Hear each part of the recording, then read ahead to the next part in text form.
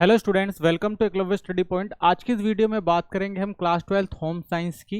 Chapter number 5 है आपका ये खाद्य गुणवत्ता और खाद्य सुरक्षा। इससे पहले हम 4 चैप्टर कंप्लीट कर चुके हैं, आप प्लेलिस्ट में जाकर देख सकते हैं। टेलीग्राम चैनल जरूर ज्वाइन कर लें जो क्लास 12 एसपी न्यू ग्रुप नाम से। यहाँ पर आपको सारे पीडीएफ नोट्स प्रोवाइड करा दिए जाएंगे। साथ ही आप हमें इंस्टाग्राम पे फॉलो कर सकते हैं। यूजर आईडी हमारा एकलव्य स्टडी पॉइंट।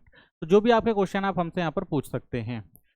जो हमारी वेबसाइट है वो जरूर विजिट करें जो एकलव्य स्टडी पॉइंट .com नाम से है। यहाँ पर आपको chapter wise theory note, MCQ, short और लॉन्ग क्वेश्चन ये सारे पहले से ही प्रोवाइड कराए जा चुके हैं, आप यहाँ जाकर देख सकते हैं। ठीक है, चलिए पहला टॉपिक देखते हैं। पहला टॉपिक हमारा क्या है? तो पहला टॉपिक है हमारा खाद्य गुणवत्ता, यानी फूड क्वालिटी क्या होती है। तो देखिए, जब भी हम कोई भी खाना खाते हैं या कोई भी प्रोडक्ट बाहर से खाने का लेकर आते हैं तो उसके अंदर गुणवत्ता का होना बहुत जरूरी होता है। ठीक है, क्योंकि अगर वो गुणवत्ता के आधार पर नहीं होगा तो उससे बहुत सारी बीमारियां हो सकती हैं। तो किन चीज़ों का ध्यान रखना चाहिए, यानी खाद्य गुणवत्ता कैसे पहचानी जाती है? तो देखिए, खाद्य गुणवत्ता का मतलब है कि भोजन का स्वाद, रंग, गंध, बनावट और पौष्टिकता जो हो वो अच्छे स्तर की हो। यानी जो भी आप खाने का पदार्थ बाहर से लेकर आ रहे हैं उनका जो है स्वाद अच्छा होना चाहिए, रंग, गंध और बनावट जो हो अगर अच्छी होगी तो आप समझ सकते हैं भाई ये जो खाना है वो अच्छा है और पौष्टिकता से भरा होगा। और वह उपभोक्ता की उपेक्षाओं पर खरा उतरना चाहिए, यानी जिस भी चीज के लिए उपभोक्ता लेकर आया है, पौष्टिकता के लिए लेकर आया है, या यूं कहे कि उसे लगता है कि ये हमारी जो सेहत के लिए अच्छा होगा, तो वो जो भी उसकी उपेक्षाएं हैं उनको वो जो खाद्य प्रोडक्ट है वो पूरा करता होना चाहिए। तो उसे क्या कहते हैं? खाद्य गुणवत्ता कहते हैं। उदाहरण के तौर पर आप ताजे फल लेकर आते हैं, तो ताजे फल का मतलब क्या होता है भाई? यही कि वो ताजे रहेंगे तो हमें क्या होगा, उससे ज़्यादा पौष्टिक आहार मिलेगा, वो ज़्यादा अच्छा होगा, खाने में अच्छा लगेगा। बिना मिलावट वाला दूध, ठीक है ना, तो इस पे भी हम ध्यान रखते हैं भाई कि जो भी दूध लेकर आ रहे हैं वो बिना मिलावट का हो, उसमें ऐसा केमिकल वगैरह ना मिलाया गया हो जिससे हमारी सेहत खराब हो जाए। बिस्किट आदि, तो ये सारे जो होते हैं कुछ अच्छी गुणवत्ता के उदाहरण होते हैं। क्यों? क्योंकि डेली बेसिस चीजें हैं जो यूज की जाती हैं, तो उनकी गुणवत्ता भी जो है वो अच्छी होनी चाहिए। अब आता है फूड सेफ्टी। फूड सेफ्टी क्या होती है? तो देखिए, खाद्य सुरक्षा यानी फूड सेफ्टी। खाद्य सुरक्षा का मतलब है कि भोजन इस तरह तैयार, संभाला और संग्रहित किया गया हो कि वह अपने आपके खाने योग्य हो और उसमें कोई हानिकारक कीटाणु, रसायन या मिलावट ना हो। यानी जो भी प्रोडक्ट आप बाजार से लेकर आ रहे हैं उसकी जो क्वालिटी है बिल्कुल अच्छी होनी चाहिए, उसको अच्छे से बनाया गया हो, उसको अच्छे से संभाल के स्टोर किया गया हो। ठीक है ना, और जब आप उसको खाएं तो आपको जो है वो पौष्टिक आहार दे। ठीक है, उसमें कोई कीटाणु ना हो, इसका ध्यान रखना जरूरी है। कोई केमिकली जो मिलावट ना की गई, कोई रासायन उसमें मिलाया ना गया हो। ठीक है ना, तो इससे क्या होता है कि जो आपका भोजन होता है वो सुरक्षित रहता है। ठीक है, तो इसे ही क्या कहा जाता है? फूड सेफ्टी कहा जाता है।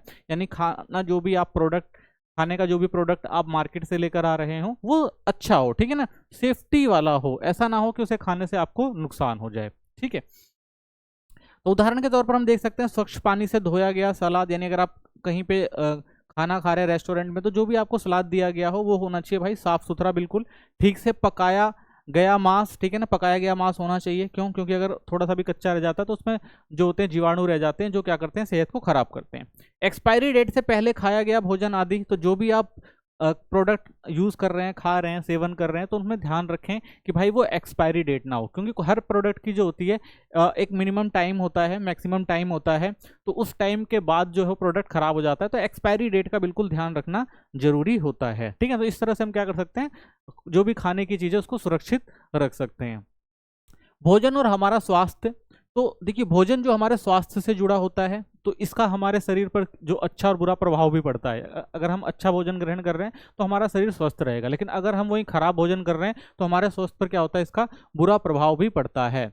तो भोजन हमारे स्वास्थ्य, ताकत, काम करने की क्षमता को तय करता है। तो जब भी हम कोई भी भोजन ग्रहण करते हैं तो उससे क्या होता है भाई, हमें एनर्जी मिलती है, ठीक है, ताकत मिलती है। तो इससे क्या होता है, हमारे काम करने की जो क्षमता होती है वो बढ़ती है। इसलिए जो है अच्छा भोजन जरूरी होता है। अच्छे भोजन की आवश्यकता क्यों है? तो देखिए, सेहतमंद रहने के लिए अच्छा और संतुलित भोजन जरूरी है। यानी अगर आपको सेहतमंद रहना है तो आपको क्या करना पड़ेगा, एक अच्छा और संतुलित भोजन लेना पड़ेगा, जिनमें क्या होना चाहिए, प्रोटीन होना चाहिए, विटामिन होना चाहिए और कार्बोहाइड्रेट जैसे तत्व मौजूद होने चाहिए जो आपके शरीर को क्या दे, शक्ति दे। भोजन की गुणवत्ता अच्छी होनी चाहिए, यानी भोजन जो साफ और सुरक्षित होना चाहिए। यानी जो भी भोजन आप कर रहे हैं उसकी गुणवत्ता बिल्कुल अच्छी होनी चाहिए, साफ और सुरक्षित हो। गंदा या मिलावटी भोजन बीमारियां फैलाता है। वहीं अगर आपने बेकार भोजन कर लिया या मिलावटी भोजन कर लिया तो इससे क्या हो सकता है, बीमार भी पड़ सकते हैं। तो इस चीज का भी ध्यान रखना जरूरी है। समस्या की गंभीरता को समझना बहुत जरूरी है। यानी अगर हम अच्छा खाद्य गुणवत्ता वाला भोजन नहीं ग्रहण करेंगे तो उससे बहुत सारी बीमारियां भी हो सकती हैं। तो इसके आप उदाहरण देख सकते हैं। जैसे 2005 में गंदे भोजन और पानी से लगभग 18 लाख मौतें हुई थी। तो ये एक उदाहरण है। खराब भोजन और पानी से जो होता है, कई बार महामारियां फैलती हैं और बहुत सारे लोग जो होते हैं वो मर जाते हैं। भारत में हर साल बच्चों में 9 लाख दस्त के मामले होते हैं। अगर आप बच्चों में देखें तो भाई 9 लाख आपको दस्त के मामले देखने को मिलेंगे, क्योंकि बच्चे की इम्यूनिटी कमजोर होती है। अगर उसे भोजन गंदा और गंदा पानी दिया जाएगा तो उससे क्या हो सकता है कि वो बीमार पड़ सकता है। तो ऐसा देखते हैं इंडिया के अंदर अक्सर होता है। तो देखने को मिल ही रहा है आपको, हर साल लगभग 9 लाख जो बच्चे हैं वो सिर्फ दस्त का शिकार हो जाते हैं, वो भी क्योंकि उनको अच्छा खाना और पानी नहीं मिलता इस वजह से। बच्चों के लिए विशेष आवश्यकता होती है। यह आंकड़े बताते हैं कि बच्चों के लिए साफ और पोषक भोजन अत्यंत आवश्यक है। तो इसीलिए जो सरकारें भी देखी होगी आपने, बहुत सारे जो अभियान चलाती है ना बच्चों को स्वास्थ्य से संबंधित। ठीक है, चलिए खाद्य जनित रोगों के दुष्प्रभाव। तो क्या दुष्प्रभाव होगा अगर खाद्य जनित रोग हो जाए तो सबसे पहले मृत्यु। जहरीले या गंदे पानी से गंभीर बीमारियां होती है जो जानलेवा हो सकती हैं। ठीक है, तो हमने देखा ही था भाई, अगर गंदा खाना और पानी यूज किया जा रहा है तो इससे क्या होती है, बीमारियां और महामारियां फैलती है, जिससे बहुत सारे लोगों की मृत्यु हो जाती है। आर्थिक विकास में रुकावट होती है। तो बीमारियां बढ़ने से लोग काम पर नहीं जा पाते हैं, जिससे देश का विकास धीमा हो जाता है। यानी अगर एक देश की ज्यादातर आबादी है वो बीमारियों से अगर ग्रसित रहेगी तो क्या होगा, वो लोग क्या करेंगे भाई, उनका खर्चा बढ़ेगा स्वास्थ्य का, जो सरकार को वहन करना पड़ेगा। और उसके बाद सबसे बड़ी समस्या होगी कि भाई जो आर्थिक विकास है वो धीमा हो जाएगा, क्योंकि किसी भी देश की अर्थव्यवस्था लोगों से चलती है। अगर वो उस देश के लोग ही बीमार पड़े हुए हैं तो अर्थव्यवस्था पर भी उसका क्या पड़ता है, बैड इंपैक्ट पड़ता है।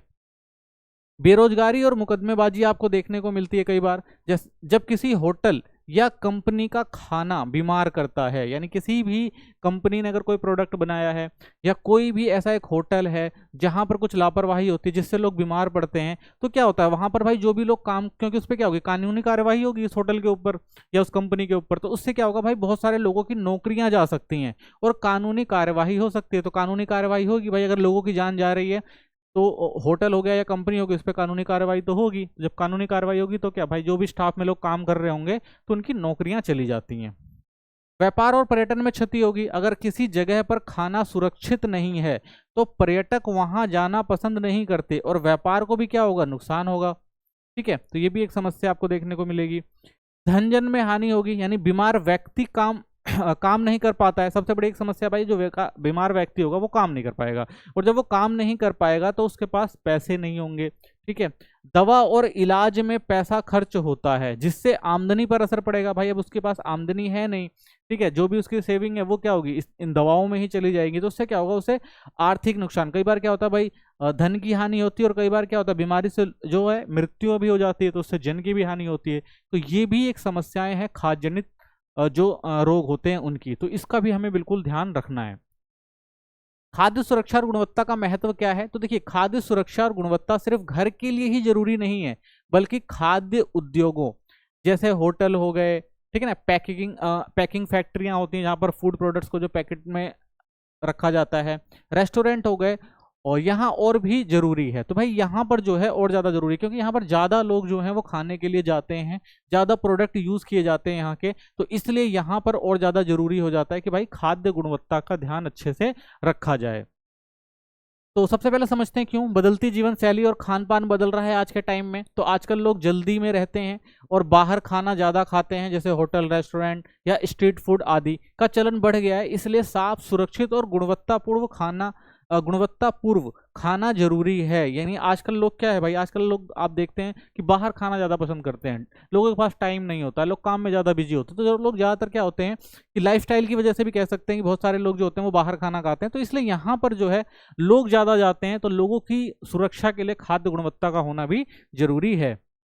पैकेज और प्रोसेस खाने का चलन चल रहा है आजकल। आप लोग घर का खाना कम और पैक किया हुआ खाना ज़्यादा खाते हैं, जैसे चिप्स हो गया, जूस हो गया, रेडी टू ईट हो गया, ठीक है, जैसे मैगी वगैरह। ऐसे खाने में मिलावट और बैक्टीरिया का खतरा ज़्यादा होता है। तो भाई ऐसे जो प्रोडक्ट होते हैं उनमें थोड़ा बैक्टीरिया का खतरा ज़्यादा होता है, तो इनको बिल्कुल ध्यान से रखना पड़ता है। ठीक है, शहरों में मसालों और प्रोसेस्ड खाद्य की मांग ज़्यादा बढ़ रही है, तो बड़े शहरों में मसाले, रेडी मसाला, चाट मसाला जैसे उत्पादकों की मांग ज़्यादा है और इनकी गुणवत्ता और शुद्धता पर ध्यान देना बहुत ज़रूरी है, क्योंकि भाई ये जो मसाले बनाए जाते हैं, मसाले में जो भी प्रोडक्ट यूज़ होते हैं उनमें मिलावट कर दी जाती है। ठीक है, आपने देखा होगा। ठीक है ना, रेडी मसाला होता है क्योंकि वो पहले से ही बना होता है, तो आप उसमें अंदाजा नहीं लगा सकते भाई केमिकल डाल रखा है या कोई और चीज़ डाल रखी है, तो ये भी हमें पता नहीं लगता। ठीक है, तो ये जो मसाले हैं इनमें कई बार क्या होता है कि मिलावट कर दी जाती है। ठीक है ना, तो जो प्रोडक्ट होते हैं उनसे मसाला ना बना के उनसे मिलता जुलता कोई प्रोडक्ट डाल दिया जाता है, जो क्या करता है, सेहत को नुकसान भी करता है। भंडारण और उपयोग में समय का अंतर, तो खेत से खाने की चीज बाजार तक पहुंचने में समय लगता है और इस बीच अक्सर सही तरीके से नहीं रखा गया तो उसमें कीटाणु बढ़ सकते हैं। तो आपको पता है भाई जो भी सामान बनता है, चाहे वो खेत से निकाला गया सब्जी हो या किसी भी कंपनी या किसी भी रेस्टोरेंट से निकाला गया खाना हो, तो ऐसा तो नहीं भाई वो तुरंत पहुंच जाता है लोगों के पास, तो उसमें टाइम लगता है। तो उसके लिए क्या होता है, जरूरी हो जाता है कि भाई बाजार तक पहुंचना और उसके बाद लोगों तक पहुंचने के बीच में उसको अच्छे से सुरक्षित रखा जाए, उसमें कोई कीटाणु या कोई चीज ना हो जिससे वो सेहत को नुकसान करे। अंतर्राष्ट्रीय स्तर पर रोगों में वृद्धि हो रही है, तो पूरी दुनिया में खाने से फैलने वाले रोगों के मामले बढ़ रहे हैं। इससे खाद्य सुरक्षा पर ध्यान देना और जरूरी हो गया है। तो आजकल आपने देखा होगा भाई जो भी प्रोडक्ट हैं वो सिर्फ एक देश में नहीं बल्कि विदेशों तक भी उन खाद्य प्रोडक्टों को जो है वो एक्सपोर्ट किया जाता है। ठीक है, निर्यात किया जाता है। तो इससे क्या होता है कि वो खाना लंबे समय तक सुरक्षित रखना जरूरी हो जाता है। तो इसलिए इन सब चीज़ों पर भी ध्यान देना जो है वो जरूरी है। WTO समझौते के कारण वैश्विक बाजार में प्रतिस्पर्धा बढ़ी है, तो अब भारत के उत्पाद विदेशी बाजारों में भी भेजे जाते हैं, इसलिए अंतर्राष्ट्रीय मानकों की गुणवत्ता भी जरूरी हो गई है। ठीक है, क्योंकि अगर भाई हमें अपना खाना या अपने प्रोडक्ट को विदेशों में भेजना है तो उनकी गुणवत्ता अच्छी होनी चाहिए। ठीक है, क्योंकि अंतर्राष्ट्रीय स्तर पर अगर कोई आप सामान भेज रहे हैं तो वहां पर जो होता है उसकी जांच होती है, तो जो भी अंतर्राष्ट्रीय मानक बनाए गए हैं उनको फॉलो करके ही आप अपने जो भी प्रोडक्ट हैं वो अंतर्राष्ट्रीय बाजार तक ले जा सकते हैं। प्रदूषण और रसायनों का खतरा होता है, तो मिट्टी, पानी और हवा में प्रदूषण बढ़ रहा है, तो फसलों में कीटनाशक और रासायनिक उर्वरकों का जो है वो ज्यादा इस्तेमाल होता है। ठीक है, तो इससे क्या होता है, खाना जहरीला या हानिकारक हो सकता है, क्योंकि भाई जो भी प्रोडक्ट आपका उगाया जा रहा है कीटनाशकों रासायनिक रसायनों से, तो उनका असर जो होता है, जो भी प्रोडक्ट होता है, जो भी प्रोडक्ट उत्पादन होता है, जिस भी चीज़ का उत्पादन होता है, तो उस फसल पे भी क्या होता है, इनका असर पड़ता है। तो इस वजह से भी कई बार आप देखते हैं कि जो खाना होता है वो जहरीला हो सकता है या हानिकारक हो सकता है। रासायनिक मिलावट और रंग, तो खाना ज्यादा आकर्षक बनाने के लिए कृत्रिम रंग, स्वाद और सुगंध डाले जाते हैं, ये स्वास्थ्य के लिए भी हानिकारक हैं। तो आपने देखा होगा भाई जो खाने के प्रोडक्ट होते हैं उसमें आप देखते हैं भाई रंग मिलाया जाता है ताकि उसका कलर अच्छा दिखाई दे। ठीक है ना, स्वाद बढ़ाने के लिए भी बहुत सारे नए प्रोडक्ट आते हैं, उन प्रोडक्टों का यूज किया जा रहा है, सुगंध डाली जाती है। तो ये सब क्या होते हैं, ये सारे आर्टिफिशियल होते हैं और ये क्या करते हैं, सेहत को नुकसान पहुंचाते हैं। देखने और खाने में तो अच्छे लगते हैं लेकिन ये सेहत को क्या करते हैं, बहुत ज्यादा नुकसान पहुंचाते हैं। खाद्य संकट खतरे, तो खाद्य के जो संकट और खतरे क्या हैं, तो देखिए खाने में 3 तरह के खतरे हो सकते हैं। सबसे पहला जैविक संकट होता है, ये खाने में मौजूद सूक्ष्म जीवों की वजह से बीमारी फैलाता है। ठीक है ना, तो आपने देखे होंगे भाई बहुत सारे जो बैक्टीरिया होते हैं, ठीक है ना, वो क्या करते हैं, खाने को नुकसान पहुंचाते हैं। जिसमें पहला आपका आता है दिखाई देने वाले, जैसे तिलचट्टा हो गया, इल्ली, घुन, मक्खी, कृमि, तो ये सारी चीजें आपको दिखाई दे रहे हैं ना, ये दिखाई दे रहे हैं कि भाई ये क्या करते हैं, खाने को नुकसान पहुंचाते हैं। लेकिन वहीं दूसरे जो आप देखेंगे इसके अंदर दिखाई ना देने वाले सूक्ष्म जीव भी होते हैं जो हमें दिखाई नहीं देते, जैसे विषाणु, फफूंदी, प्रोटोजोआ, जीवाणु, ये छोटे छोटे देख रहे हैं जो माइक्रोस्कोप में दिखाई दे रहे हैं, तो ये तो हमें दिखाई भी नहीं देते लेकिन ये जो है और ज्यादा नुकसान पहुंचाते हैं हमारे स्वास्थ्य पर। ठीक है, दूसरा देखते हैं भौतिक संकट, तो खाने में गलती से कोई भौतिक वस्तु मिल जाए तो इससे भी क्या हो सकता है, खाद्य सुरक्षा खराब हो सकती है, यानी खाद्य जो भी प्रोडक्ट है वो खराब हो सकता है। जैसे बाल चला गया, कंकड़, पत्थर, बटन, कील, नट बोल्ट, प्लास्टिक के टुकड़े, दिया, सलाई आदि। तो कई बार क्या होता है भाई लापरवाही की वजह से ये छोटी छोटी चीजें जो खाने में चली जाती हैं और फिर अगर कोई व्यक्ति उसे खा लेता है तो खाने के बाद जो है उसको बहुत सारी समस्याओं का सामना करना पड़ता है। रासायनिक संकट भी होते हैं, तो ये खतरे खाने में प्राकृतिक रूप से या मिलावट के रूप में पाए जाते हैं। ठीक है, तो इसमें क्या होता है भाई प्राकृतिक रूप से भी कई बार मिलावट हो जाती है या खुद लोग मिलावट कर देते हैं ताकि जो है खाना अच्छा दिखे, स्वाद अच्छा दिखे, तो इससे भी क्या होती है, समस्याएं होती हैं। तो इसमें देखिए कीटनाशक अवशेष, यानी जो भी हम अपनी फसलों को खराब होने से बचाने के लिए कीटनाशक का उपयोग करते हैं, कई बार वो हमारे जो प्रोडक्ट होता है, जो भी हमारा उत्पादन होता है उस फसल का, उसमें वो चले जाते हैं, रसायन मिलाए जाते हैं, विषैली धातुएं मिल जाती हैं और पॉलीलोक्रेनेट धातुएं होती हैं, परिच्छक होते हैं और खाद्य रंग होते हैं। तो ये सारी चीजें जो हैं वो रासायनिक रूप से कई बार खाने में मिलावट की जाती हैं, जिससे ये हमारी सेहत को नुकसान पहुंचाते हैं। ठीक है, तो ये 3 तरह से आपने देख लिए, 3 तरह से जो होते हैं खाने को जो है नुकसान पहुंचाने वाली चीजें हैं। सूक्ष्म जीवी रोगाणुओं से 2 प्रकार के खाद्य जनित रोग उत्पन्न करते हैं। तो जो सूक्ष्म जीव होते हैं वो 2 प्रकार से जो है जो भी खाद्य जनित रोग होते हैं उनको उत्पन्न करते हैं। जैसे संक्रमण, सबसे पहले क्या होता है भाई, इन्फेक्शन होता है। जब सूक्ष्म जीव जैसे बैक्टीरिया, वायरस भोजन के माध्यम से शरीर में प्रवेश कर जाते हैं और वहां बढ़कर बीमारी फैलाते हैं। यानी कुछ ऐसे सूक्ष्म जीव होते हैं वो खाने के थ्रू आपके शरीर में चले जाएंगे और शरीर में जाने के बाद वो क्या करते हैं, अपनी आबादी बढ़ाते हैं। तो जैसे जैसे उनकी आबादी बढ़ती जाती है वैसे वैसे जो है मनुष्य का शरीर जो होता है वो बीमार होता चला जाता है और उसकी जो क्षमता होती है काम करने की वो कम होती है और उसके अंदर बीमारियां जो है वो फैलने लग जाती हैं। विषमता, जब सूक्ष्म जीव भोजन में विषैले पदार्थ टॉक्सिन छोड़ते हैं और वही जहर खाने से शरीर को नुकसान पहुंचता है। तो कई बार आपने देखे होंगे छोटे छोटे जीव जो होते हैं वो खाने पर बैठते हैं और उसके अंदर क्या होते हैं, जो भी विषैले पदार्थ होते हैं वो उसमें छोड़ देते हैं और उसका सेवन जब मनुष्य करता है, उसके शरीर में जब भोजन जाता है तो वो क्या करता है, उसको नुकसान पहुंचाता है।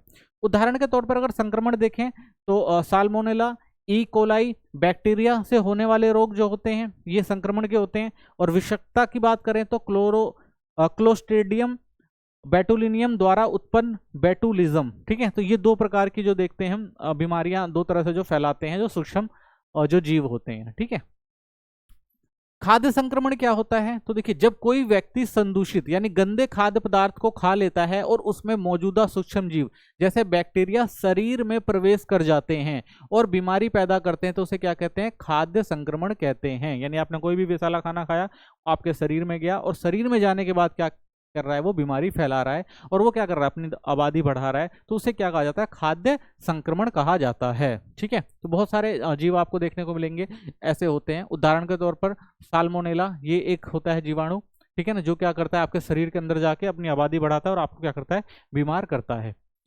तो साल्मोनेला की विशेषताएं क्या है, ये जानवरों के अंतर क्षेत्र में पाया जाता है, उबालने या पकाने पर नष्ट हो जाता है, लेकिन अगर खाना ठीक से नहीं पका तो जीव बच सकते हैं और यह पार प्रदूषण फैलाता है। यानी अगर आपने कोई भी जो भी मीट वगैरह खाते हैं तो उनके जो आंतर क्षेत्र में ये जीवाणु पाया जाता है, अगर इसको अच्छे से पकाया जाता है तो ये नष्ट हो जाता है, लेकिन अगर इसको अच्छे से ना पकाया जाए तो ये नष्ट नहीं होता और उसके बाद शरीर के अंदर जाने के बाद क्या करता है, वो रोग उत्पन्न करता है और नुकसान पहुंचाता है। एक ही चाकू तख्ती से पहले कच्चा मांस और फिर सलाद काटना बिना धोए, तो देखिए ध्यान रखना पड़ता है चीज़ों को। यानी आपने एक ही चाकू से क्या किया भाई, कच्चा मांस काटा और उसके बाद फिर क्या किया, उसको बिना धोए सलाद काटा, तो जो भी कच्चे मांस में जो भी विषाणु थे वो उस चक्कू में रह जाएंगे और उस चक्कू से वो कहाँ जाते हैं, सलाद में जाते हैं और इससे भी क्या होती है, बीमारियां उत्पन्न हो सकती हैं। ठीक है, तो ये चीज़ भी आपको ध्यान रखनी है। यह बैक्टीरिया बहुत तेजी से बढ़ता है, हर 20 मिनट में संख्या दुगनी हो जाती है। ठीक है, तो ये जो विषाणु होते हैं, जो बैक्टीरिया होते हैं, बहुत तेजी से अपने को क्या करते हैं, बढ़ाते हैं। यानी 20 मिनट में आप देख रहे हैं अपनी संख्या को क्या कर सकते हैं, दुगनी कर सकते हैं। तो इसलिए जो है शरीर को जो है बहुत ज्यादा नुकसान पहुंचा सकते हैं। तो कच्चा मांस जो होता है या कच्चा दूध या अंडे हो गए, इनमें जो बैक्टीरिया पाए जाते हैं। लक्षण क्या है इसके, अतिसार बीमारी होती है, ज्वार आता है, ठीक है ना, पेट में ऐठन होती है, तो ये कुछ जो है बीमारियां आपको देखने को मिलेंगी। ठीक है, तो ये बीमारियां जो है फैलाते हैं ये जो भी बैक्टीरिया हैं जिन्हें हम साल्मोनेला कहा जाता है। तो बिल्कुल ध्यान देना है इन सब चीजों पे। खाद्य विषमता क्या होती है, जब भोजन में ऐसे कीटाणु या रसायन होते हैं जो खाने के बाद शरीर में जहर पैदा करते हैं तो उसे क्या कहा जाता है, खाद्य विषाक्तता कहा जाता है। यानी क्या हुआ भाई, जो भी आपने खाना खाया और खाना में क्या किया, किसी भी कीटाणु ने क्या किया, उसमें टॉक्सिन, ठीक है ना, या शरीर में जो है वो जहर की मात्रा जो है वो फैल जाती है। यानी कोई भी ऐसा जो भाई कीटाणु युक्त या जो भी रसायन, जो भी कीटाणु होते हैं वो क्या करते हैं, वो कोई ना कोई टॉक्सिन जो है वो खाने में छोड़ देते हैं और आपने वो खा लिया तो उससे क्या होती है, आपके खाने में जो है खाद्य विषमता होती है और आपका शरीर जो होता है वो धीरे धीरे क्या होता है, बीमार होना शुरू हो जाता है। तो पकने पर अधिकांश रोगाणु नष्ट हो जाते हैं, लेकिन कुछ खतरनाक जीवाणु बच जाते हैं जो सामान्य तापमान पर भोजन को विषैला बना देते हैं। ऐसे भोजन की गंध, स्वाद का रंग में कोई बदलाव नहीं होता, इसलिए खतरनाक हो सकता है। तो भाई ये कोई भी हमें पता नहीं लगती कि भाई खाने में कोई चेंजेस आया है, लेकिन वो विषाणु जो होते हैं उसके अंदर मौजूद होते हैं। तो इस चीज का ध्यान रखना जरूरी हो जाता है। उदाहरण, स्टेफिलोकोकस ऑरियस यह एक सामान्य जीवाणु है जो हवा, धूल और पानी में पाया जाता है। 50% स्वास्थ्य लोगों की नाक, गले, त्वचा और बालों में भी मौजूद होता है। ये भोजन में जहर पैदा कर सकता है। ठीक है, तो ध्यान रखना भाई, ऐसे भी जीवाणु पाए जाते हैं जिसे फ्लोकोकस ऑरियस, ये एक जीवाणु है जो क्या होता है, सामान्य तौर पर लोगों के नाक में, गले में, त्वचा और बालों में ये पाया ही जाता है। ठीक है ना, तो ये क्या होता है, हवा, धूल और पानी में भी पाया जाता है। तो ये क्या करता है भाई, मनुष्य के शरीर में एंटर करता है और एंटर करने के बाद क्या करता है, उसको नुकसान पहुंचाना शुरू करता है। ठीक है, तो इन सब चीजों का भी ध्यान रखना जरूरी है।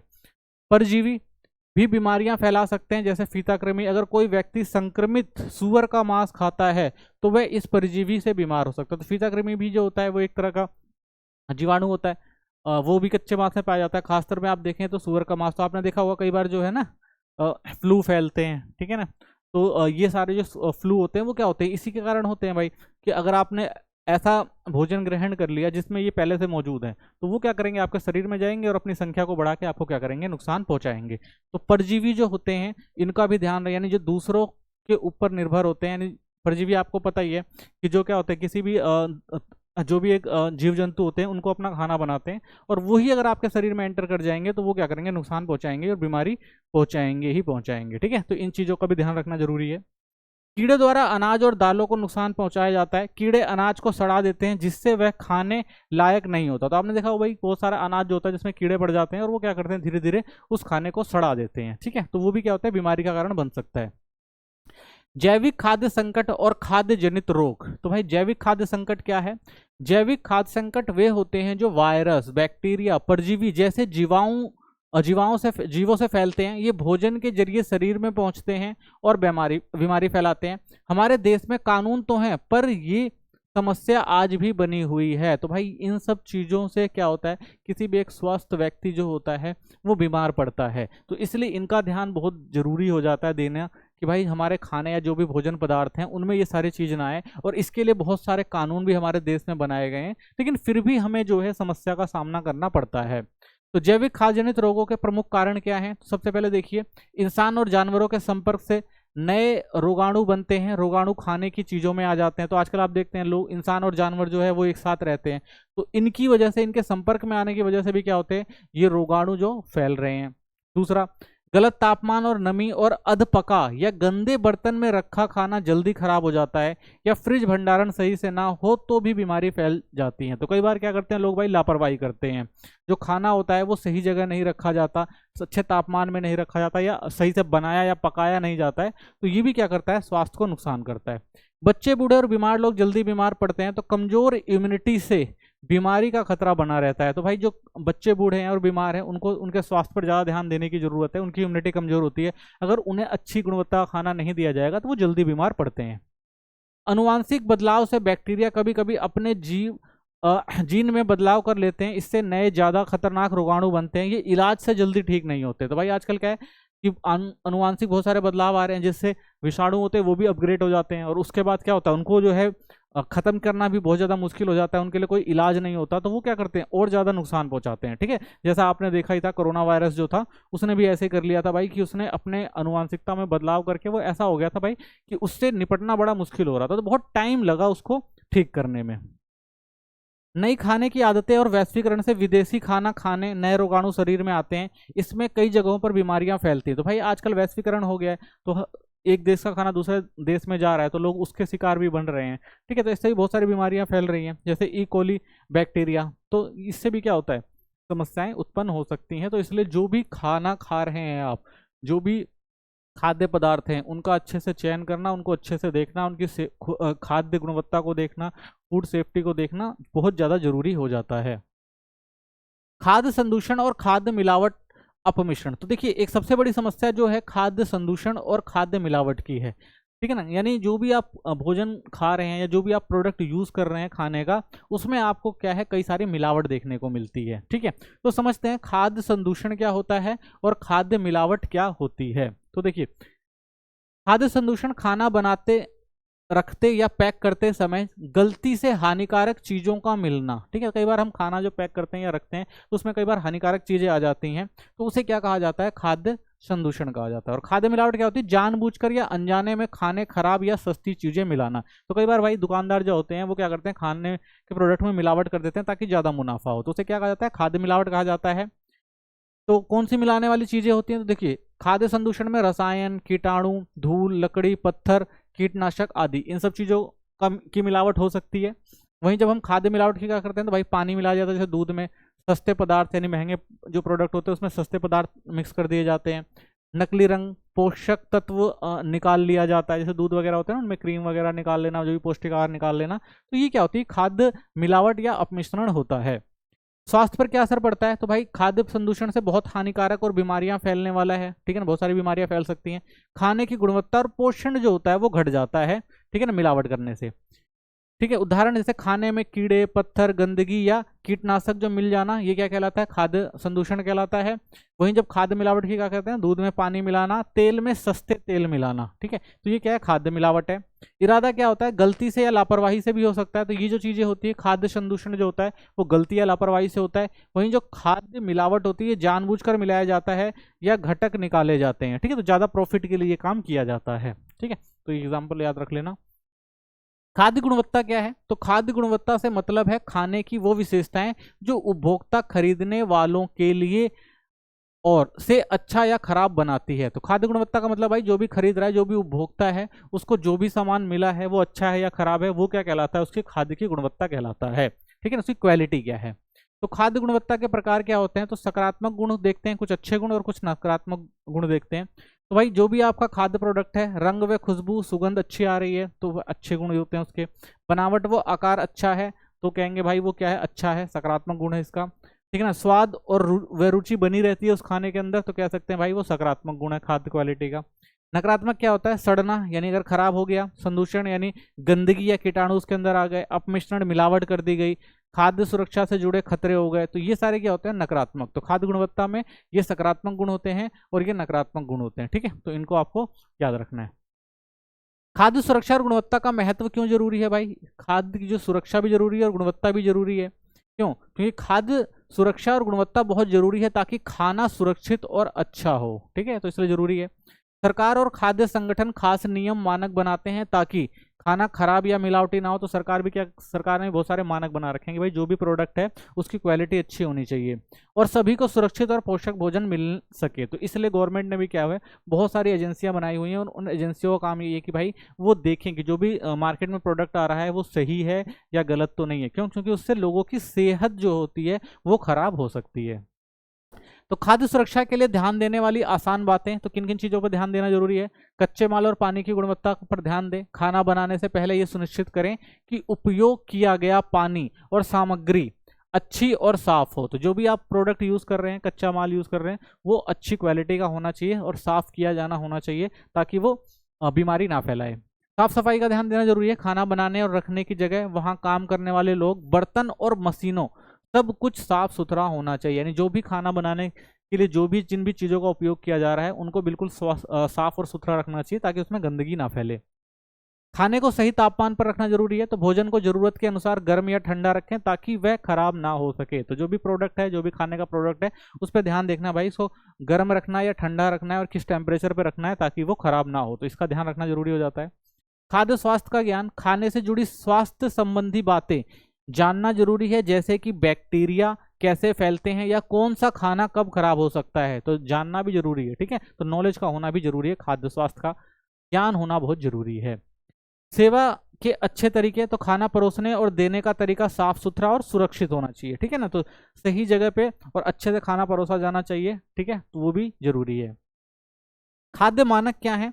तो उपभोक्ताओं के लिए स्वच्छ, सुरक्षित व पौष्टिक खाद्य पदार्थों की आपूर्ति के लिए देश के भीतर और विभिन्न देशों के बीच व्यापार को बढ़ाने के लिए प्रभावी खाद्य मानकों व नियंत्रण प्रणालियों की आवश्यकता होती है।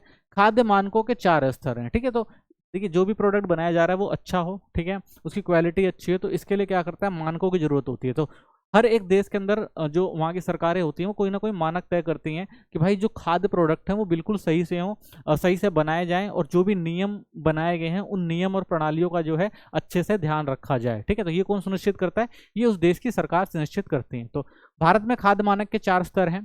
पहला जो है वो कंपनी मानक होता है। तो ये क्या होता है, कोई कंपनी खुद के इस्तेमाल के लिए मानक बनाती है, ये आमतौर पर राष्ट्रीय मानकों की नकल होते हैं। तो भाई खुद कंपनियां अपना मानक बना लेती हैं कि भाई हमारा जो भी प्रोडक्ट होगा इस मानक पे होगा, इस क्वालिटी पे होगा, ठीक है ना, इससे हम कॉम्प्रोमाइज नहीं करेंगे। फिर एक राष्ट्रीय मानक होता है, पूरे देश में लागू होने वाले मानक जो राष्ट्रीय संगठन, ठीक है ना, जैसे भारत के अंदर FSSAI द्वारा बनाए जाते हैं। तो कुछ जो होते हैं वो राष्ट्रीय मानक होते हैं, यानी पूरे देश के अंदर लागू होते हैं कि भाई जो भी आपके खाने का प्रोडक्ट है वो ऐसा होना चाहिए, इसकी क्वालिटी ये होनी चाहिए, इसके कुछ मानक होते हैं। कुछ क्षेत्रीय मानक होते हैं, एक जैसे मौसम, वातावरण या भूगोल वाले क्षेत्रीय देशों के समूह द्वारा बनाए जाते हैं, ठीक है ना। तो कुछ क्षेत्रीय मानक होते हैं, यानी उस क्षेत्र का क्लाइमेट कैसा है, सिचुएशन कैसी है, उसके आधार पर जो है कुछ मानक जो है वो तय किए जाते हैं। अंतर्राष्ट्रीय मानक पूरी दुनिया के लिए बनाए गए मानक जिन्हें ISO और कोडेक्स, ठीक है ना, एलिमिनेट्रियस कमीशन जैसे संगठन तय करते हैं। तो कुछ अंतर्राष्ट्रीय मानक हैं जिसके लिए कुछ अंतर्राष्ट्रीय संस्थाएं हैं, वो जो है तय करती हैं कि भाई किस क्वालिटी का खाना और कौन कौन सी जो सिक्योरिटी होनी चाहिए वो सब तय करते हैं, ठीक है। तो 4 तरह से जो है मानक तय किए गए हैं, जो भी हमारे खाद्य मानक है उनके, ठीक है ना। एक जो हो गया आप कंपनी खुद कर लेती है, एक राष्ट्रीय स्तर पर एक केंद्र सरकार करती है, एक क्षेत्रीय मानक होते हैं उस क्षेत्र क्लाइमेट के अकॉर्डिंग होते हैं, और एक अंतर्राष्ट्रीय स्तर पर होते हैं, क्योंकि आजकल भाई आपने देखा है कि जो भी प्रोडक्ट है वो देश विदेशों तक जाते हैं, तो इसलिए उनके भी कुछ मानक बनाए गए हैं कि भाई ये क्वालिटी होनी चाहिए, तभी प्रोडक्ट जो है एक देश से दूसरे देश में जाएंगे, ठीक है। चलिए, खाद्य अपमिश्रण निवारण अधिनियम PFA 1954, तो एक खाद्य अपमिश्रण निवारण अधिनियम बनाया गया है ताकि भाई खाने में मिलावट ना हो सके। तो ये क्या था, भारत सरकार ने 1954 में अधिनियम बनाया ताकि भोजन में मिलावट रोकी जा सके। इसे जरूरत पड़ने पर अब तक 200 से ज्यादा बार संशोधित किया गया है, ठीक है। तो मेन मकसद यही था भाई कि जो भी मिलावट हो रही है उसको क्या किया जाए, रोका जाए। तो अन्य नियम और आदेश, फल और सब्जी उत्पाद आदेश हैं, इसमें फल और सब्जियों के लिए तय मानक हैं भाई कि फल और सब्जियां किस क्वालिटी की उगाई जानी चाहिए, ठीक है ना, क्या क्या गुणवत्ता होनी चाहिए, ये तय किया गया है। मांस खाद्य उत्पादन आदेश, यह आदेश मांस उत्पादकों के प्रसंस्करण के लिए आवश्यक लाइसेंस प्रदान करता है कि भाई जो भी मांस संबंधित जो भी उत्पादन है उनको सही से रखा जाएगा, ठीक है, उनकी सही क्वालिटी पे ध्यान दिया जाएगा, उनका प्रसंस्करण अच्छा होगा। तो इन सब पे ध्यान देने की बात कही गई और उनके लिए लाइसेंस भी बनाया गया। वनस्पति तेल उत्पाद आदेश है, तो इसमें वनस्पति तेल जो भी आपके तेल होते हैं, मार्जिन और जो भी सोर्टिंग्स के विनिर्देश जो भी विनिर्देश निर्धारित किए जाते हैं कि भाई जो भी तेल बन रहा है उसमें क्या क्वालिटी होनी चाहिए, ठीक है ना, क्या मिक्सचर होना चाहिए, वो सब चीजें जो तय करी जाती हैं। FSA और FSSAI, ठीक है ना, FSSAI, तो उपरोक्त सभी नियमों और आदेशों को एकीकृत करने के लिए FSA का सहारा लिया गया है, ठीक है ना। और इसके तहत उन सभी खाद्य उत्पादों के मानकों को पूरा करने और जरूरी है तो भारत में बनाए जाते हैं, ये भारत में आयात करके बेचे जाते हैं। तो भारत के अंदर भाई ये जो संस्थाएं हैं, इन दोनों संस्थाओं के अधीन होती हैं चीजें, इन्होंने जो भी नियम कायदे कानून बनाए हैं वो सारे फॉलो करने पड़ते हैं, और ये निगरानी भी करती हैं कि भाई जो भी प्रोडक्ट बन रहा है वो ढंग से बन रहा है कि नहीं बन रहा है, उसमें कोई कमियां नहीं है, कमियां तो नहीं है, और उसके बाद ही भारत में कोई सामान जो है आयात जो किया जाता है, यानी बाहर से आता है। तो इन सारी क्वालिटी को चेक करने के बाद ही भारत के अंदर कोई भी जो चीज है वो बाहर से आ सकती है, ठीक है। तो भारत में खाद्य मानक नियम क्या है, तो सबसे पहले होता है कि भाई किसी भी क्वालिटी को देखना बहुत जरूरी होता है कि जो भी भाई खाना बन रहा है वो अच्छी क्वालिटी का है कि नहीं। तो उसके लिए क्या करना पड़ता है, कोई ना कोई एक नियम बनाए जाते हैं, और उस नियम को फॉलो करने के लिए कुछ ना कुछ नियम तय किए जाते हैं। तो वो नियम किस तरह से होते हैं, तो स्वैच्छिक उत्पादन एक प्रमाणीकरण है। तो भारत में कुछ स्वैच्छिक योजनाएं हैं, वॉलेंट्री स्कीम चलाती हैं, जिनका उद्देश्य उपभोक्ताओं को उत्तम गुणवत्ता का भरोसा देना होता है। तो इसमें अगर कोई भी आप प्रोडक्ट ले रहे हैं तो उसमें एक आपको ISI मार्क देखने को मिलता है, ठीक है। तो ये जो ISI मार्क होता है ये क्या करता है, क्वालिटी की गारंटी देता है, ठीक है। जैसे ये चिन्ह भारत मानक ब्यूरो BIS द्वारा दिया जाता है। इसे पाने के लिए उत्पादकों को BIS की कुछ शर्तें पूरी करनी होती हैं, ये गुणवत्ता की पहचान होती है, इसका उपयोग करने के लिए लाइसेंस लेना जरूरी होता है। तो ये जो सर्टिफिकेट होता है ISI का, इसके लिए कुछ मानक बनाए गए हैं, कुछ चीजें तय करी गई हैं, अगर इसको फॉलो कर लेते हैं आप तभी ये दिया जाता है, ठीक है। तो ये ISI जो मार्क होता है वो क्या होता है, वो इसकी जो गुणवत्ता है वो अच्छी होगी, इसका एक ट्रेडमार्क होता है। यानी अगर ये आप मार्क आप कंपनी को मिल जाता है तो इसका मतलब क्या है कि आप जो भी प्रोडक्ट बना रहे हैं वो अच्छा है, ठीक है। एग मार्क होता है, तो यह भारत सरकार के कृषि मंत्रालय के अधीन कार्य करने वाले विपणन और निरीक्षण निदेशालय द्वारा दिया जाता है। तो भाई जो भी वहां पर व्यापार वगैरह से संबंधित होते हैं तो उनके द्वारा ये जो मार्क दिया जाता है। ये कृषि उत्पाद जैसे कच्चे और परिष्कृत खाद्य पदार्थ के लिए होता है। तो भाई जो भी आप कृषि जो भी उत्पादन होते हैं जिसमें कच्चा माल हो गया या जो भी भंडार करके रखा जाता है प्रोडक्ट, उनके लिए होता है कि भाई ये अच्छी गुणवत्ता के हैं, तो उनके लिए एग मार्क दिया जाता है। ये सभी एक स्वैच्छिक प्रमाणन योजना है। तो ये भाई स्वैच्छिक प्रमाण है, यानी जो एगमार्क का इस्तेमाल करता है इसका मतलब गवर्नमेंट ने अप्रूव कर रखा है, इसको देख रखा है, उनकी क्वालिटी चेक कर रखी है और वो अच्छे प्रोडक्ट हैं, ये जो होता है दिया जाता है इसलिए। तो इसका मतलब है कि ये उत्पादन सरकारी गुणवत्ता मानकों पर खरा उतरता है, यानी गवर्नमेंट ने उसकी जांच परख कर रखी है, तो इसलिए ये एगमार्क जो है वो दिया जाता है किसी भी प्रोडक्ट के लिए। खाद्य सुरक्षा और मानक अधिनियम 2006 FSSA 2006। तो खाद्य सुरक्षा और मानक क्या है? तो भारत सरकार ने यह कानून खाद्य की गुणवत्ता और सुनिश्चित करने के लिए बनाया था। तो भारत सरकार ने क्या किया भाई, एक कानूनी खाद्य जो गुणवत्ता के लिए कानून बनाया कि भाई जो भी प्रोडक्ट है वो अच्छी क्वालिटी का होना चाहिए, उसमें कोई मिलावट नहीं होनी चाहिए। तो उसके लिए कुछ मानक तय किए थे। तो वो मानक क्या थे भाई? सभी पुराने खाद्य नियमों का एकीकरण करना, यानी जितने भी पुराने खाद्य नियम है जो अलग अलग है उनको एक साथ लेकर आना था। खाद्य मानकों को वैज्ञानिक आधार पर तय करना था कि भाई जो भी खाद्य मानक बनाए जाएंगे वो वैज्ञानिक आधार पर हर चीज की रिसर्च करी जाएगी, चेक करा जाएगा और उसके बाद दिया जाएगा उसे। खाद्य के निर्माण, भंडारण, बिक्री, आयात आदि के लिए नियम बनाना कि भाई जो भी प्रोडक्ट आप बना रहे हैं या जिसको स्टोर करके रख रहे हैं या उसको बेच रहे हैं या कहीं से आयात कर रहे हैं तो उनके सबके एक नियम तय किए गए। तो ये सारे नियम फॉलो करने जरूरी होते थे। सुरक्षित और पोषक खाद्य सभी को उपलब्ध कराना कि भाई जो भी सुरक्षित और खाद्य पोषक तत्व है वो सभी तक पहुंच हो सके, तो इसको भी क्या करना था, सुनिश्चित करना था। खाद्य निर्माण स्थल यानी जहां पे सामान बन रहा है और उसके आसपास साफ सफाई रखना और स्वास्थ्य जोखिमों का प्रबंधन करना, तो ये सारे निर्णय जो है लिए गए इसके अंतर्गत। ठीक है, तो ये मानक तय किए गए भाई कोई भी अगर खाद्य पदार्थ से संबंधित कोई भी काम कर रहा है तो उनको इन सारे नियमों का क्या है, अच्छे से पालन करना जरूरी है। FSSAI के प्रमुख कार्य, तो हमारे यहाँ जो FSSAI है वो क्या करता है, जो भी खाद्य संबंधित चीजें हैं उनकी निगरानी करता है। तो भोजन से जुड़े मानक बनाना, तो खाने पीने की चीजों के लिए नियम और निर्देश तय करता है कि भाई जो भी खाने पीने की चीजें हैं उनमें क्या क्या नियम है और निर्देश का पालन करना है वो तय करता है। ये मानक वैज्ञानिक आधार पर होते हैं, सभी कंपनियों को इन्हें मानना होता है। तो सब ये भाई वैज्ञानिक आधार पर बनाए गए हैं, यानी ये जो भी मानक बनाए जाते हैं एक पूरी कमेटी बैठती है और बैठने के बाद उन्होंने अच्छे से विचार विमर्श किया, वैज्ञानिकों की टीम थी और वैज्ञानिक आधार पर तय किया गया भाई कि जो भी कंपनियां हैं उनको ये सारे जो प्रोसीजर बनाए गए हैं FSSAI द्वारा वो सारे क्या करने पड़ेंगे, फॉलो करने पड़ेंगे। खाद्य सुरक्षा प्रबंधन प्रणाली लागू करना, तो खाने की पूरी सप्लाई चेन में सुरक्षा प्रणाली को लागू करना कि भाई जो भी खाना बनाने से लेकर और जब तक कस्टमर तक ना पहुंच जाए तो उसके बीच में जो भी गैप है उनको बिल्कुल सही से मैनेज करने की जो जिम्मेदारी की बात कही गई। सरकारी और निजी संस्थाओं की जिम्मेदारी तय करी गई कि भाई निजी संस्थाएं भी इसके लिए जिम्मेदार हों और सरकार भी, अगर कुछ कमी आती है तो वो लोग क्या कर सके, इसको अच्छे से देख सकें, ये तय किया गया। प्रयोगशालाओं में निगरानी रखी गई, तो लैबों को मान्यता देना और जांच की सही प्रक्रिया सुनिश्चित करना, तो भाई लैबों को मान्यता दी गई कि आप इनकी जांच करें और देखें कि ये चीज़ें ठीक है या नहीं है। तो इन सबको जांच के लिए भी क्या कर सकते हैं आप भाई, जा सकते हैं, अगर आपको लगता है कोई क्वालिटी खराब है तो इन संस्थाओं में जाकर जांच करा सकते हैं। नीति निर्माण में सलाह देना, केंद्र और राज्य सरकार को खाने की सुरक्षा से जुड़ी नीतियों को सुझाव दे सकते हैं। तो केंद्र जो है वो क्या करते हैं, कई बार राज्यों में अगर कुछ समस्या है तो उनसे संबंधित जो भी नियम होते हैं, जो भी सुरक्षा से जुड़ी नीतियां होती हैं वो राज्य सरकारों को बताती हैं, कौन सी, केंद्र सरकार बताती है कि भाई किन किन चीजों का पालन करना जरूरी है। जोखिमों का आकलन, तो खाने में कीटनाशक, प्रदूषण, मिलावट आदि के खतरों को वैज्ञानिक तरीके से विश्लेषण करना जरूरी है और लोगों को सुरक्षित और पोषक भोजन मिल सके इसका भी ध्यान रखना जरूरी है। तो जोखिमों का आकलन करना कि भाई कहीं गलत प्रोडक्ट तो मार्केट में नहीं जा रहा है, तो इन सब चीज़ों का ध्यान देना जो है जरूरी हो जाता है। ठीक है, खाद्य सुरक्षा नेटवर्क और जागरूकता, तो देश भर में नेटवर्क बनाना ताकि भाई खाद्य सुरक्षा से चीज़ों को लोगों को बताया जा सके।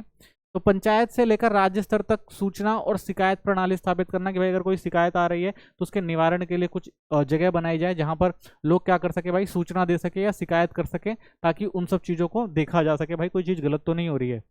उपभोक्ताओं की भागीदारी, लोग खुद भी जांच और सुझाव दे सकें, ऐसी व्यवस्था करने की बात कही गई। अंतर्राष्ट्रीय समन्वय, खाद्य मानकों में वैश्विक स्तर की गुणवत्ता बनाए रखना, इन सब चीज़ों पर जोर दिया गया। जन जागरूकता फैलाई गई, लोगों को स्वच्छ और सुरक्षित खाने की जानकारी देना, ये भी जो है एक गवर्नमेंट का काम है। गवर्नमेंट समय समय पर आप देखते होंगे एडवर्टीजमेंट वगैरह से देती रहती है ना भाई, स्वास्थ्य और सुरक्षित रहना जरूरी है, सफाई पे ध्यान देना जरूरी है। तो ये सारे चीजें जो है गवर्नमेंट के द्वारा की गई। खाद्य मानक, गुणवत्ता और व्यापार से जुड़े अंतर्राष्ट्रीय संस्था और समझौते, तो कुछ अंतर्राष्ट्रीय संस्थाएं भी हैं जो इन सब चीजों पर ध्यान देती है। तो कोडेक्स एलिमिटेशन कमीशन, ठीक है, ये भी एक जिसे हम कैग कहते हैं, CAC, यह एक अंतर सरकारी संस्था है जिसे खाद्य सुरक्षा और गुणवत्ता, उपभोक्ताओं के स्वास्थ्य की रक्षा और खाद्य व्यापार को आसान बनाने के लिए बनाया गया है। तो इसका मेन मकसद यही है भाई कि जो भी खाद्य प्रोडक्ट है उसकी सुरक्षा जो है अंतर्राष्ट्रीय स्तर पर अच्छी रहे, ठीक है, और उपभोक्ताओं को जो है स्वस्थ भोजन मिले और व्यापार को भी जो बढ़ाया जा सके। तो ये जो है इस कंपनी का काम है। मुख्य बातें क्या है, तो 2017 तक कोडेक्स को 187 देश और एक संगठन EU सदस्य थे। तो इसमें देख सकते हैं आप 187 जो सदस्य हैं इस संस्था के अंदर आपको देखने को मिलेंगे। भारत इसका सदस्य है और इसका प्रतिनिधित्व स्वास्थ्य एवं परिवार कल्याण मंत्रालय द्वारा किया जाता है। तो भारत में भाई इसका सदस्य है और इसका जो नेतृत्व प्रतिनिधित्व कौन करता है, वो भारत की जो भी स्वास्थ्य और परिवार कल्याण मंत्रालय है वो देखता है। कोडेक्स द्वारा बनाए गए अंतर्राष्ट्रीय मानक, नियम, मार्गदर्शन और प्रक्रियाएं अब FSSAI के नियमों में भी शामिल की गई। तो भाई इन्होंने जो नियम बनाए, तो जो भारत की संस्था है, ठीक है, जो यहाँ पर खाद्य संबंधित मुद्दों को देखती है, तो इनके जो नियम बनाए गए हैं उनको FSSAI में भी क्या किया गया है, शामिल किया गया है। उद्देश्य क्या है, उपभोक्ताओं की स्वास्थ्य सुरक्षा करना। तो मेन उद्देश्य इनका ये है भाई कि लोगों की जो खाद्य सुरक्षा, जो स्वास्थ्य है, उनको अच्छे से देखना, ताकि जो भी उपभोक्ता किसी भी चीज़ का सेवन कर रहे हैं तो वो क्या रहे, सुरक्षित रहे। खाद्य व्यापार को सुगम और नियंत्रित बनाना, कि भाई जो खाद्य व्यापार है एक देश से दूसरे देश के अंदर वो अच्छे से चल सके, उसमें कोई समस्या ना आए। अंतर्राष्ट्रीय मानकों और विधियों को अपनाना, तो अंतर्राष्ट्रीय जो भी मानक और विधियां बनाई गई हैं उसके आधार पर खाद्य उत्पादकों को जो है मार्केट तक पहुंचाना या उपभोक्ताओं तक पहुंचाना, ठीक है। तो ISO international organization for standardization है। इसका काम क्या है, ये गैर सरकारी संगठन है, ये किसी सरकारी का हिस्सा नहीं है लेकिन वैश्विक स्तर पर काम करता है। तो भाई ये सरकारी संस्था नहीं है लेकिन ये वैश्विक स्तर पर काम करता है। अंतर्राष्ट्रीय व्यापार को आसान बनाता है, ये वस्तुओं और सेवाओं के लिए एक जैसे नियम बनाता है जिससे दुनिया भर में व्यापार सरल हो सके। तो इसका काम क्या है भाई, जो भी वस्तु और सेवाएं हैं उनके लिए नियम बनाए गए हैं कि भाई जो भी अंतर्राष्ट्रीय स्तर पर सामान का लेन देन हो रहा है उनकी जो सबकी क्वालिटी हो, सबकी एक जैसी हो, तो उसके लिए कुछ नियम जो है ये इसने सुझाए हैं। विज्ञान, तकनीक और अर्थव्यवस्था के विकास को बढ़ावा देता है, तो ये तकनीकी और आर्थिक विकास में सहयोग करता है। तो इससे क्या भाई, जो तकनीक में सुधार आया है, जो भी प्रोडक्ट वगैरह हैं, तो आर्थिक विकास भी होता है, क्योंकि एक देश से दूसरे देश में ट्रेड हो रहा है सामान का, तो आर्थिक विकास भी देखने को मिलता है। ISO के मानक अंतर्राष्ट्रीय स्तर पर मान्य होते हैं, तो ये नियम दुनिया भर के देशों द्वारा अपनाए जाते हैं। तो इन्होंने जो भी भाई नियम बनाए हैं वो जितने भी देश की सरकारें हैं वो इनको मानती हैं, क्योंकि ये अच्छे स्टैंडर्ड और क्वालिटी के नियम बनाते हैं। ISO 9000 गुणवत्ता प्रबंधन से जुड़ा मानक है। यह किसी संस्था के गुणवत्ता प्रबंधन प्रणाली का संकेत देता है। इस मानक को अपनाना स्वैच्छिक होता है। तो भाई ये स्वैच्छिक ऐसा नहीं कि भाई कि जबरदस्ती किसी पे थोपा जाता है या कोई जरूरी है, लेकिन लोग क्या होते हैं अच्छे, क्योंकि ये अच्छे गुणवत्ता प्रबंधन और मानक से जुड़ा हुआ है, तो लोग क्या करते हैं खुद ब खुद इसे फॉलो करते हैं और इसके जो भी मानक सुझाए गए हैं उस पर काम करते हैं, ठीक है। तो ये स्वयंसेवी संगठन है, कह सकते हैं गैर सरकारी संगठन है, लेकिन ये भी खाद्य से संबंधित जो भी समस्याएं हैं उनके निवारण के लिए बहुत अच्छे से काम कर रहा है। विश्व व्यापार संगठन WTO, तो WTO की स्थापना 1995 में हुई थी। उद्देश्य क्या है, इसका भी उद्देश्य अंतर्राष्ट्रीय व्यापार समझौतों को लागू करना है, कि भाई जो भी अंतर्राष्ट्रीय व्यापार हैं उनके समझौते जो बनाता है। व्यापार विवादों को सुलझाना, अगर किसी देश का एक दूसरे से व्यापार में कोई समस्या आती है तो उसको सुलझाने का काम करता है। देशों को व्यापार नीतियों मार्गदर्शन देता है, यानी कोई भी देश एक दूसरे से जो व्यापार करते हैं तो किस तरह से व्यापार किया जा सकता है, इन सब चीज़ के लिए नीति बनाना या उनका मार्गदर्शन करना, ये सब काम किसका है, WTO का है। कार्यशैली क्या है, तो WTO संचालनात्मक जो संचालन होता है वो बहुत सहजता से किया जाता है, स्वतंत्रता और निष्पक्षता के सिद्धांतों पर आधारित होता है। तो भाई ये कहता है भाई जहाँ पे आपको अच्छा लगता है, सहजता है, आप स्वतंत्र हैं और निष्पक्ष तरीके से क्या कर सकते हैं, ट्रेड कर सकते हैं एक दूसरे देश से। तो ये जो एक प्लेटफॉर्म देने का काम करता है व्यापार के लिए। कवरेज कहाँ तक है इसकी, तो WTO के समझौतों में वस्तुएं, सेवाएं, बौद्धिक संपदा, सारी चीजें जो है इसके अंदर शामिल की जाती हैं, ठीक है ना। वस्तुएं हो गई, सेवाएं हो गई और बौद्धिक जो भी संपदा है, तो इन सब चीजों का लेन देन जो होता है अंतर्राष्ट्रीय स्तर पर WTO के थ्रू किया जाता है। खाद्य नियंत्रण प्रणाली, फूड कंट्रोल सिस्टम क्या है, तो देखिए विभिन्न खाद्य मानकों को अपनाने और लागू करने के लिए एक सशक्त नियंत्रण प्रणाली का होना जरूरी है, कि भाई जो भी मानक बनाए गए हैं वो बिल्कुल सही होने चाहिए, स्टैंडर्ड होने चाहिए।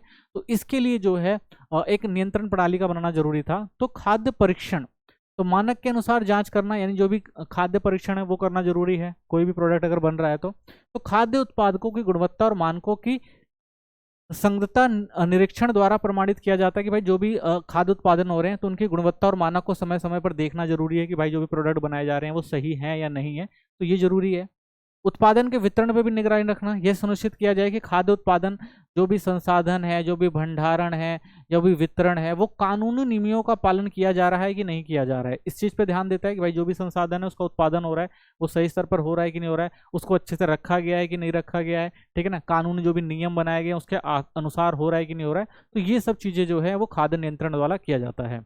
सरकारी खाद्य निरीक्षक होते हैं, सरकार द्वारा नियुक्त खाद्य निरीक्षक प्रयोगशालाओं में खाद्य की गुणवत्ता की जांच करते हैं और उसके मानकों तुलना करके रिपोर्ट देते हैं। तो भाई जो भी प्रोडक्ट होता है तो सरकारी जो भी संस्थाएं होती हैं, खाद्य निरीक्षक होते हैं, वो क्या करते हैं भाई, जो भी प्रोडक्ट होते हैं उनको लेके जाके प्रयोगशालाओं में उसकी जो भी गुणवत्ता होती है उसकी जांच कराते हैं और रिपोर्ट तैयार करते हैं कि भाई जो भी ये उत्पादन है वो ठीक है या नहीं है, सभी मानकों को फॉलो कर रहा है कि नहीं कर रहा है। तो इन सब चीज़ों पर भी ध्यान दिया जाता है। विश्लेषणात्मक क्षमता, सरकारी मान्यता प्राप्त लैब में जांच होती है, यानी जो भी खाद्य से संबंधित चीजें हैं उन सब की जांच जो होती है वो सरकारी प्रयोगशालाओं में होती है, ताकि कोई पक्षपात ना हो। तो खाद्य पदार्थों का विश्लेषण केवल प्रमाणित और सुसज्जित प्रयोगशालाओं में ही होना चाहिए। तो जो भी भाई खाद्य पदार्थ हैं, अगर लगता है भाई इसकी क्वालिटी में या किसी चीज़ में कमी है, तो उनका जो प्रमाणित जो जांच होनी चाहिए वो इन्हीं प्रयोगशालाओं में की जाती है, ठीक है ना। और सरकार को और ज़्यादा प्रयोगशाला बनानी चाहिए, ऐसी मान्यता है।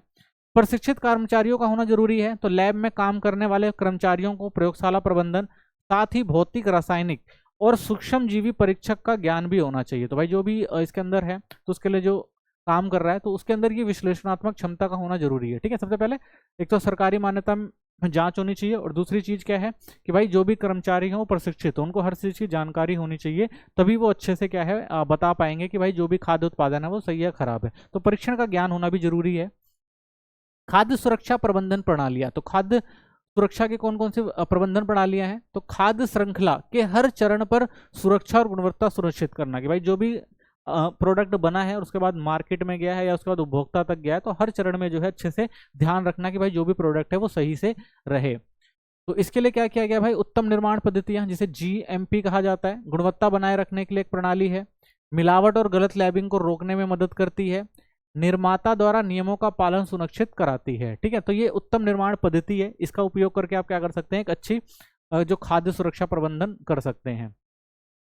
उत्तम हस्तन पद्धति जिसे GHP कहा जाता है, तो इसका भी ध्यान रखा जा सकता है। जैसे खेत से उपभोक्ता तक के सभी जोखिम स्रोतों की पहचान करना कि भाई खेत में जो प्रोडक्ट का उत्पादन हुआ और जो उपभोक्ता तक पहुंचा है उसमें सभी जो भी जोखिम हो सकते हैं यहाँ तक जाने में, उन सब चीज़ों को क्या करना, पहचानना। सुनिश्चित करते कि खाद्य को छूने वाले सभी लोग साफ सुथरी आदतें अपनाएंगे। भाई जहाँ जहाँ तक ये प्रोडक्ट जा रहा है, जहाँ जहाँ बन रहा है, जहाँ तक इसका निर्माण हो रहा है, वहाँ हर जगह जो है स्वच्छता और साफ सफाई का जो है ध्यान रखा जाए ताकि प्रोडक्ट में कोई कमी ना आए। संकट विश्लेषण और नियंत्रक बिंदु HACCP, तो इसका काम क्या है, कच्चे माल से लेकर वितरण तक सभी चरणों के खतरे की पहचान करना। तो ये क्या करता है भाई, जो भी कच्चा माल था और उसके बाद जिसके पास तक पहुंचा, ये इस समय जो भी खतरे के चरण है उन सबको पहचानना, ठीक है, और बताना, उनके नियंत्रण के उपाय बताना ताकि भोजन सुरक्षित रहे। तो भाई जब तक ये लोगों तक ना पहुंच जाए और सुरक्षित ना पहुंच जाए तब तक सारी जानकारी को है देने का काम होता है। तो ये 3 संस्थाएं हैं जो क्या करती हैं, खाद्य सुरक्षा प्रबंधन प्रणाली के तहत काम करे जाती हैं। तो ये जो है खाद्य गुणवत्ता को बनाने के लिए बहुत इंपॉर्टेंट 3 जो है वो चरण है, आप देख सकते हैं, ठीक है। फिर आता है HACCP के लाभ क्या है, तो इसका लाभ क्या होगा, तो खाद्य सुरक्षा और गुणवत्ता सुनिश्चित करना। तो इससे क्या होगा भाई, जो भी खाद्य सुरक्षा है वो बढ़ती है, उसकी गुणवत्ता भी जो है वो सुनिश्चित हो जाती है, क्योंकि पहले से हर चीज़ें तय करी जाती हैं, सब चीज़ों का जो है वो ध्यान रखा जाता है। किसी भी स्तर पर समस्या आने पर तुरंत पहचान कर उचित कार्रवाई करना, यानी किसी भी स्टेप में अगर कोई समस्या आ रही है तो उसको पहचान लेना और उसको फिर वहीं ठीक कर देना। उपभोक्ता संरक्षण और अंतर्राष्ट्रीय खाद्य व्यापार को समर्थन करना। तो इससे क्या होगा भाई, जो भी उपभोक्ता है, उपभोक्ता को जो है वो अच्छे, उपभोक्ता तक जो भी सामान पहुंच रहा है वो अच्छी क्वालिटी तक पहुंचे, इसका ध्यान रखा जाता है, ठीक है ना। और अंतर्राष्ट्रीय स्तर पर जो भी खाद्य व्यापार है वो अच्छे से काम कर सके, ठीक है, इसका ध्यान रखा जाता है। उत्तम गुणवत्ता वाले उत्पादकों के लिए भरोसेमंद व्यवस्था प्रदान करना। तो भाई उत्तम गुणवत्ता है, उत्पादक जो भी है वो सबके लिए क्या होते हैं, भरोसेमंद हो जाते हैं, क्योंकि भाई एक उनको ये भरोसा रहता है कि भाई इस प्रोसेसर से होकर प्रोसेस से होकर गुजरा है, तो जो भी उत्पादन आ रहा है वो उत्तम क्वालिटी का होगा, ठीक है। संसाधनों के प्रभावी उपयोग की जानकारी देकर उत्पादक वितरकों को निर्यातकों तक सक्षम बनाता है। तो भाई जो भी सामान बना है और बनने के बाद उपभोक्ताओं तक पहुंचा है वो बिल्कुल सही होगा और अच्छी क्वालिटी में होगा और साफ सुथरा होगा, इसकी जो है वो गारंटी यहाँ से मिल जाती है, ठीक है। तो इसलिए इसके जो है लाभ है। जीविका के लिए आवश्यक ज्ञान और कौशल, तो भाई जो भी हम बात कर रहे थे, खाद्य संरक्षण हो गया या खाद्य जो भी गुणवत्ता हो गई, तो अगर इन सब चीज़ों की अच्छे से आपको जानकारी मिल जाए तो क्या आपकी जीविका के लिए भी इम्पोर्टेंट हो सकता है। अगर ये आपको ये ज्ञान और कौशल मिल जाए तो ये क्या कर सकता है, आपकी जीविका के लिए भी काम कर सकता है, यानी आपको उसमें रोजगार भी मिल सकता है। तो इन क्षेत्रों में पर्याप्त ज्ञान जरूरी है। पहला, खाद्य रसायन का होना आपको, यानी खाद्य से संबंधित जो भी रसायन से संबंधित चीजें हैं उसका जानकारी होनी चाहिए। खाद्य संसाधन और संरक्षण की जानकारी होनी चाहिए। खाद्य विश्लेषण और गुणवत्ता पर नियंत्रण, ठीक है, तो ये चीजें जो हैं आपको अच्छे से आनी चाहिए, इनका ज्ञान होना बहुत जरूरी है अगर जीविका के तौर पर आप देखते हैं चीजें। इन विषयों में निपुणता होनी जरूरी है। खाद्य सूक्ष्म जैविकी, यानी जो भी खाद्य से संबंधित जो भी छोटे मोटे जीवाणु होते हैं उन सब की जानकारी। खाद्य कानून का पता होना चाहिए कि भाई खाने से संबंधित जो भी कानून बनाए गए हैं। संवेदी मूल्यांकन, यानी जो भी प्रोडक्ट है उनको अच्छे से आपको मूल्यांकन आना चाहिए, समझ में आना चाहिए भाई कौन सी चीज कैसी है क्या है। कार्य क्षेत्र कौन कौन से, कहाँ कहाँ आप कार्य कर सकते हैं, तो आंतरिक खाद्य लेखा परीक्षक जो NHCCP, ठीक है ना, सिस्टम की जांच करते हैं वो ठीक से लागू हुआ है या नहीं, तो हमने देखा था इस संस्था में आप काम कर सकते हैं, ठीक है ना। और NHCPP ट्रेनर बन सकते हैं आप, ऐसे लोग जो दूसरे को यह सिस्टम लागू कराना सिखाते हैं, तो वहां पर आप काम कर सकते हैं। शोध और विकास विभाग में काम कर सकते हैं, जहां एक नए खाद्य उत्पादन बाजार बनाए जाते हैं और पुरानों में सुधार किया जाता है, तो यहाँ पे भी ये भी कार्य के क्षेत्र हैं। खाद्य सुरक्षा प्रबंधन और HSA की टीम के सदस्य बन सकते हैं, ये टीम खाने को सुरक्षित रखने के नियमों को लागू कराती है, ठीक है। फिर गुणवत्ता नियंत्रण प्रयोगशालाओं के विशेषज्ञ बन सकते हैं, ये लोग प्रयोगशाला में खाना जांचते हैं कि वह सही गुणवत्ता का है या नहीं, यहाँ पर आप कार्य कर सकते हैं। गुणवत्ता नियंत्रण प्रबंधन, यह पूरी प्रक्रिया की निगरानी करते हैं कि खाने की गुणवत्ता अच्छी बनी रहे, ठीक है ना, तो इस क्षेत्र में भी आप काम कर सकते हैं। तो ये सारे क्षेत्र कार्य क्षेत्र हैं जहां पर काम किया जा सकता है। खाद्य क्षेत्र में करियर के आसान विकल्प, तो करियर के कौन कौन से विकल्प हैं, तो खाद्य गुणवत्ता और सुरक्षा क्षेत्र, इस क्षेत्र में जॉब के अच्छे अवसर है, तो भाई खाद्य गुणवत्ता और सुरक्षा क्षेत्र में आपको जॉब मिल जाएगी। और गुणवत्ता नियंत्रण प्रयोगशालाएं होती हैं बहुत सारी, यहाँ पर विश्लेषक या प्रबंधक के रूप में काम कर सकते हैं आप, यहाँ पे भी सरकारी और प्राइवेट लैब में काम कर सकते हैं, जैसे खाद्य निरीक्षक हो गया, HSCC टीम के सदस्य आदि, तो इन क्षेत्रों में भी क्या मिल सकता है, आपको काम मिल सकता है, ठीक है। HCCP विशेषज्ञ, यह एक खाद्य सुरक्षा प्रणाली है जिसमें विशेषज्ञों की जरूरत होती है, तो यहाँ पर क्या है आपको काम मिल सकता है। लेखक परीक्षक ऑडिटर बन सकते हैं आप, जो खाद्य गुणवत्ता की रिपोर्ट और ऑडिट करते हैं, यहाँ पर आपको करियर में अवसर है। गुणवत्ता प्रमाण अधिकारी ISO बन सकते हैं आप, जैसे प्रमाणन के लिए निरीक्षण और रिपोर्टिंग का कार्य, ठीक है, तो ये भी एक जॉब का अवसर है। शिक्षक और अध्यापक क्षेत्र में काम मिल सकता है, शिक्षक बन सकते हैं, प्रोफेसर ट्रेनर आदि बन सकते हैं, ठीक है, इन सब क्षेत्रों में आपको काम मिल सकता है। शोध कार्य में भी काम कर सकते हैं, नए खाद्य उत्पादन या सुरक्षा प्रणाली पर रिसर्च कर सकते हैं, तो ये भी एक अच्छा अवसर है करियर का। वैज्ञानिक लेखन कर सकते हैं, रिसर्च पेपर, रिपोर्ट और आर्टिकल लिखना, तो इन सब चीजों पे भी काम किया जा सकता है, ठीक है। स्वैच्छिक संस्थाओं में भी पद पे भी, जैसे NGOs में खाद्य सुरक्षा से जुड़े बहुत सारे कार्य आपको मिल सकते हैं, ठीक है, ये भी अवसर के क्षेत्र हैं। बड़े उद्योगों में रिसर्च शेफ बन सकते हैं, जो बड़े बड़े खाद्य उद्योग हैं उनमें खाद्य वैज्ञानिक, न्यू प्रोडक्ट डेवलपमेंट या शेफ, इन सब चीज के अवसर आपको मिल जाएंगे। स्वरोजगार और उद्यमिता, खुद का स्टार्टअप शुरू करना, जैसे organic food, home food business आदि, तो ये भी काम जो है आप कर सकते हैं अगर आपको इन सब चीज़ की अच्छी जानकारी हो जाती है तो, ठीक है। तो थैंक्स फॉर वॉचिंग, मिलते हैं नेक्स्ट वीडियो में, आज के लिए इतना ही है। चैनल को सब्सक्राइब करें, वीडियो को लाइक करें, कोई क्वेश्चन है तो जरूर कमेंट करें, ठीक है, धन्यवाद।